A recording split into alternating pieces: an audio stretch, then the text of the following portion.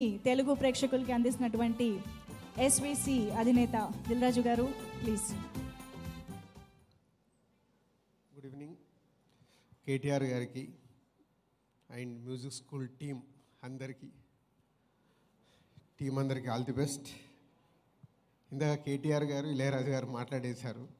So ఇప్పుడు నేను ఏం మాట్లాడినా పాపారావు గారి గురించి మాట్లాడడం లేదు. యాక్చువల్లీ నేను మాట్లాడాల్సింది చాలా ఉందనుకున్నాను. అంటే ఒక సినిమాకి ఒక ఐఏఎస్ ఆఫీసర్కి సంబంధం లేదు. Actually total contrast. అంటే వాళ్ళ థాట్స్, సినిమా థాట్స్, అంటే నాకున్న 25 సంవత్సరాల ఎక్స్పీరియన్స్లో వాళ్ళ వేరే లెవెల్లో ఆలోచనలు ఉంటాయి.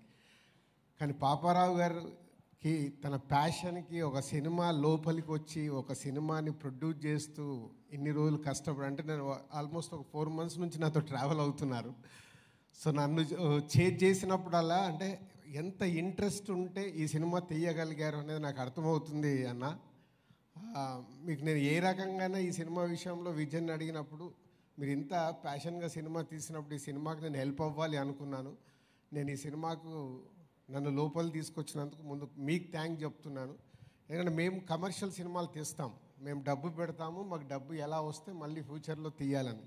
కానీ ఇలాంటి సినిమా తీయాలంటే ఎంతో ఓర్పు, మీ ఇన్వెస్ట్మెంట్ కానీ, మీ టైం కానీ, మీ క్రియేటివిటీ కానీ ఎంతో పెడితే ఇలాంటి సినిమాలు వస్తాయి. ఈరోజు ప్రతి ఇంట్లో మనం అందరం చూస్తున్నాం, పిల్లల్ని మనం ఎంత కష్టపెట్టి చదివిపిస్తున్నాం, కష్టపెట్టి ఎంత దూరం పంపిస్తున్నాం చదువుకోవటానికి.